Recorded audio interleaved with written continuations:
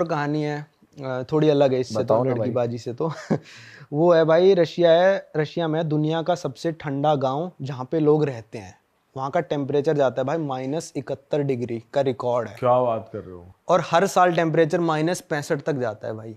और वहाँ लोग रहते हैं? वहाँ लोग पूरे 12 महीने रहते हैं, काफी बड़ी पॉपुलेशन है भाई। ऐसे कैसे सर्वाइव? आप गए हो ना? मैं गया हूँ वहाँ पे, मैं खुद उस गांव में गया हूँ। कुछ एक्सपीरियंस बताओ भाई। उस गांव में 5 दिन लगे थे। ठीक है। मेन सिटी से भाई, पहले तो ट्रेन लेके यकुत्स्क एक टाउन है, वहां तक आपको पहुंचना पड़ता है, जो कि बहुत बड़ी टाउन है। इतनी चौड़ी नदी है भाई, 1.5 से 2 किलोमीटर चौड़ी नदी है। वो सर्दियों में पूरी फ्रीज हो जाती है, उसके ऊपर लोग गाड़ियां चलाते हैं, ये तो कॉमन है, खैर काफी देशों में होता है ये सब। फिर वहां से एक रोड शुरू होती है जिसका नाम है रोड ऑफ बोन्स। ये है 2000 किलोमीटर लंबी रोड ऑफ बोन्स, और उसके बिल्कुल सेंटर में वो गाँव पड़ता है 1000 किलोमीटर बाद। उस रोड का नाम ये रोड ऑफ बोन्स इसलिए रख रखा है भाई, क्योंकि वहाँ पे इतनी ठंड पड़ती है, -40 -50, हर गांव में वहाँ पे इतना टेम्परेचर रहता है, -40 -50 -55 ऐसे रहता है। तो वहाँ पे जब लोगों ने जिन लोगों से रोड बनवाई ना, रशिया के डिक्टेटर होते थे उस टाइम पे, वो प्रिजनर्स थे, प्रिजनर्स को लाते थे, रोड बनवाते थे, और जो प्रिजनर मर जाता था, इतनी दूर रोड पे कहाँ ट्रांसपोर्ट करेंगे उनको, उसी रोड में दफन कर देते थे उस बंदे को। तो आज भी उस रोड में से हड्डियां निकलती हैं लोगों की, तो उसको कहते हैं रोड ऑफ बोन्स। पता नहीं, अब मेरे को एग्जैक्ट नंबर याद नहीं है कितने हजार लोग मरे थे वहाँ पे, और सारे उसी रोड पे दफन है। तो उस गाँव में मैं गया था, तब हो रहा होगा -40 45, -71 तो मतलब रिकॉर्ड है, और नॉर्मली -60 हर साल जाता है। तो वहाँ पे आप जाओगे ना, तो आपको एक सर्टिफिकेट भी मिलता है कि आप इस दिन पे आए हो और इस दिन इतना टेम्परेचर था। तो मेरे सर्टिफिकेट है -40 डिग्री। तो वहाँ पूरे साल इतना ही वो नहीं, रहता है या कोई गर्मी भी होती है? अच्छा, गर्मी भी होती है, +35 तक जाता है। अच्छा। तो टेम्परेचर डिफरेंस बहुत ज़्यादा हो गया। तो वहाँ पे स्कूल भी ऐसे होते हैं ऑपरेट, जैसे दिल्ली में क्या होता है, 3-4 डिग्री टेम्परेचर हुआ तो स्कूल बंद कर देते हैं कि भाई ठंड ज़्यादा होती है। वहाँ पे -50 डिग्री सेल्सियस तक स्कूल बंद नहीं होते हैं। अच्छा। उसके ऊपर जाएगा -51 -52, तो स्कूल उस दिन से बंद हो जाएंगे कि एक्सट्रीम वेदर हो रहा है। अब सोचो माइनस। और वहाँ के लोगों का लाइफस्टाइल कैसा लगा आपको? क्या दिनचर्या रहती है? मतलब जैसे यहाँ पे आमतौर पे कैफे वैफे या रेस्टोरेंट या लोग घूमने निकल पड़ते हैं, वहाँ तो अंदर ही रहते होंगे पूरा टाइम, या क्या सीन था? उस शहर में तो कैफे है, जो मेन या कुछ शहर है उसमें तो कैफे है, पर जो उसमें तो भाई सबवे वगैरह, मैकडोनल्ड्स वगैरह वो सब है, क्योंकि बड़ा शहर है। पर जो गांव था उसमें कोई कैफे वैफे नहीं, मेरे को तो नहीं दिखा पर्सनली। वहाँ पे लोग क्या करते हैं, अभी सुन के आप हैरान हो जाओगे, वहाँ पे लोग घोड़ा खाते हैं। मैंने भी खाया घोड़ा खाते हैं, हॉर्स। तो घोड़ा खाते हैं, वो क्या करते हैं भाई, घोड़ा मार के अपने घर का जो बाहर का कमरा है ना, सबसे बाहर का कमरा, उस घोड़े को मरावा रखते हैं वहां पे। और पूरे विंटर्स उस घोड़े में से थोड़ा थोड़ा निकाल के खाते रहते हैं। कच्चा उसे वो तो कर दोगे ना? नहीं, कई बार कच्चा भी खा लेंगे बिल्कुल, और कई बार थोड़ा सा पका के बिल्कुल थोड़ा सा पका के खाएंगे, ठीक है। और वो जो कमरा है ना, वो आप कहोगे भाई प्रिजर्व कैसे रहता है, वो -50 डिग्री होता है, उनको फ्रिज की जरूरत ही नहीं है। वो घोड़ा ऐसे ही पड़ा था उसके घर पे, मैंने वीडियो में भी दिखा रखा है, घोड़ा पड़ा है, मतलब थोड़ा सा, मतलब बिल्कुल वैसे करके जो काट कूट के रख लेते हैं ना, ऐसे बोरी कट्टा भरा है, उसके अंदर घोड़े का मांस है, और मांस निकालो ना बिल्कुल ईंट है वो मांस एक तरह से, क्योंकि -50 में पड़ा है वो, तो उनको फ्रिज की जरूरत नहीं है। पर घर उनका अंदर से बिल्कुल गर्म रहता है। अच्छा। घर में चाहे नंगे घूमो, आपको ठंडे नहीं लगेगी। सेंट्रलाइज्ड हीटर रहता है? हाँ, पानी वाला हीटर होता है, इंडिया की तरह नहीं है ये वाला एसी वाला हीटर, काम नहीं करेगा वहाँ पे। वहाँ पानी वाला हीटर होता है, वहाँ पे सरकार गर्म पानी सप्लाई करती है, पाइपों में से गर्म पानी जाता है आपके घर में। एक हीटर दीवार के कोने पे लगा होता है जिसमें गर्म पानी सर्कुलेट होता है, जिससे आपका घर पूरा गर्म होता है। और जो उनका वो होता है ड्रेनेज सिस्टम, वो भी बढ़िया होता है, क्योंकि पानी तो जम जाएगा अगर जो बाहर जा रहा है पानी घर से निकल रहा है। भाई ड्रेनेज सिस्टम पे क्या करते हैं वो लोग, ड्रेनेज सिस्टम पे ना 8 से 10 ऊन के लेयर्स लपेटे होते हैं। मेन शहर में मैंने देखा अपनी आंखों से, 8 से 10 ऊन के लेयर्स लिपटी हुई हैं, जिससे कि अंदर का पानी जमे ना। और घर जो होते हैं ना भाई, एटलीस्ट जो जमीन है उससे 2 से 3 फुट ऊपर बनते हैं, कि भाई जो सर्दी है ना जमीन में से ना आए। जैसे कहते हैं ना, जमीन पे लेट जाओगे तो सर्दियों में आपको ठंड लग जाएगी, तो वो घर भी अपने ऐसे 2-3 फुट ऊपर बनाते हैं जमीन से। और वहाँ जो लोग हैं वो फ्रेंडली हैं, जो गांव के हाँ लोग भाई, हैं? इंडिया की इतनी इज्जत है ना रशिया में, बहुत ज्यादा। अभी तो मॉस्को वगैरह में थोड़ी कम हो गई, क्योंकि इतने इंडियन जाने लग गए हैं। पर अभी अगर आप गांव साइड जाओगे और कहोगे इंडिया, तो वो कहेंगे मिथुन चक्रवर्ती आ गया। पूरे गांव में रोला हो जाएगा कि मिथुन चक्रवर्ती घूम रहा है यहाँ पे, क्योंकि वो उसके जिमी जिमी गाने पे नाचते हैं सारे रशियंस। अच्छा। जिमी जिमी चला दो, हर रशियन को गाना पता है ये तो पता ही नहीं था हमें। मिथुन दा वहाँ भी मिथुन वहाँ पे पूरा फेमस है, अमिताभ वहाँ पे फेमस है, मिथुन के सारे गाने फेमस, सबसे फेमस जिमी जिमी है। ये रशिया, कजाकिस्तान, उज्बेकिस्तान, किर्गिस्तान, जितने भी रशिया से टूटे हैं ना सारे देश, ये सब में जिमी जिमी। आप चला दो कहीं भी जिमी जिमी चला दो और बंदा ना रिस्पॉन्ड करे, गाने लग जाएगा वो बंदा।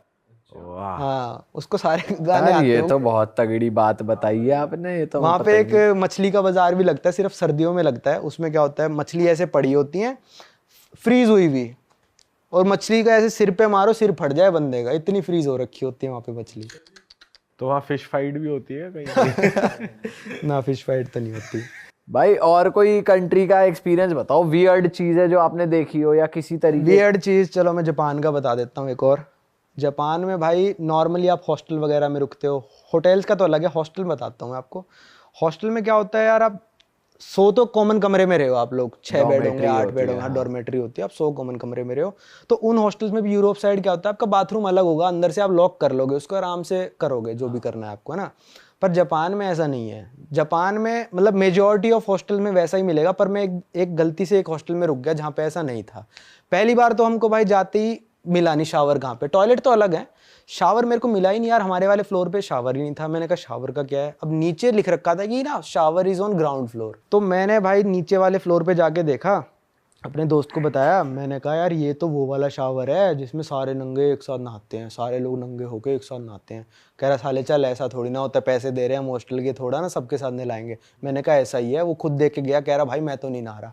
फिर हमको 3-4 दिन उसी हॉस्टल में रुकना था। मैंने कहा अब तो नहाना पड़ेगा भाई, अब कुछ नहीं हो सकता। और बात यह है कि भाई उनके जापानियों के सामने तो मैं नंगा हो जाऊं, अब भाई मैं अपने दोस्त के सामने कैसे नंगा हो जाऊं? तो सही है भाई यार ये तो अलग ही चीज है। ठीक है, अब आप लोग भी शायद नंगे ना होए हो एक दूसरे के सामने, मेरे को नहीं शायद पता। क्या होता है भाई, होए ही नहीं है भाई। नहीं होए ना, हाँ ठीक है। मैं भी नहीं हुआ था ऐसे किसी। तो मेरा दोस्त कह रहा भाई शर्म तो बहुत आ रही है, कह रहा पर मैं चश्मा लगाता हूँ। दोस्त कह रहा चश्मा उतार दूंगा, मेरे को तो सब धुंधला दिखेगा, मेरे लिए तो सब बराबर है, तू देख लियो अपना, तेरे को दिखता रहेगा सब कुछ। तो भाई हम हिम्मत करके चले गए वहाँ पे। अब ऐसा वहाँ पे ये कमरा है जैसे, ठीक है, 3 दीवार है ना इसकी, तो ऐसे नलके लगे हुए हैं हर 2-2 फुट पे, उसमें से गर्म पानी आएगा, ठंडा पानी आएगा, वहीं पे आप अपना सोप लेके बैठ जाओ, या फिर सोप का वो लगा रखा होता है। तो चारों तरफ बंदे पार्टी डाल रखी है, पार्टी मतलब बैठने का, तो बैठने का बना रखा है। बैठो वहाँ पे, मग्गा आपको मिलेगा, मग्गे से डालते रहो पानी, और सब लोग ऐसे बैठ के नहा रहे हैं ऐसे। और अगर आपको शावर लेना है तो शावर लाइन से लगे हुए, उस शावर के नीचे जाके खड़े हो जाओ, और साइड में बंदा नहा रहा है आपके, मान लो 6 इंच दूर। पर्दे भी नहीं है, शावर पर्दे भी नहीं है, नहीं पर्दे भी। सामूहिक स्नान। और ये कॉमन वॉशरूम है मेल फीमेल का या फिर सिर्फ मेल?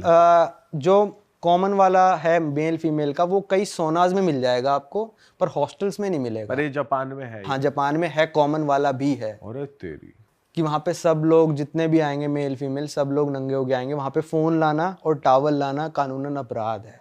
एक छोटा सा टावल देते हैं वो, अगर आपको ज़्यादा ही शर्म आ रही है तो यहाँ पे रख के बैठ जाओ, पर आप मतलब वो टावल को ऐसे ऐसे करके आना पड़ेगा जैसे आप छुपा के आओ। ये तो लुच्ची पंती चल रही है भाई वहाँ पे तो सरासर बदतमीजी हुई।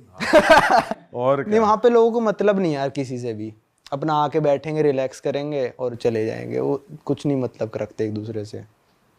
तो भाई अगर कोई जापान जा रहा है, कोई इंडियन हमारा व्यूअर, तो वो मेक श्योर करे ऐसे हॉस्टल में जाए जहाँ पे ये ना हो, और पहले से पहले मतलब इंक्वायरी करके जाए। अगर किसी को एक्सपीरियंस ही करना हो नंगा नहाऊंगा जापानियों के साथ, तो भाई अगर हाँ तो देख लो भैया अपने रिस्क पे। पर ओपन माइंड ठीक है, अच्छी बात है, इतना भी ओपन माइंड नहीं होना चाहिए। जो नॉर्मल हॉस्टल है ना, जैसे आप नॉर्मल हॉस्टल में रुकोगे, कुंडी तो लगाने का होता है, उनके कुंडी लगाने का नॉर्मल हॉस्टल्स में भी नहीं होता है। आप नहा रहे हो, कोई दरवाजा खोल सकता है आपका, अच्छा, सीधी सी बात है वहाँ पे।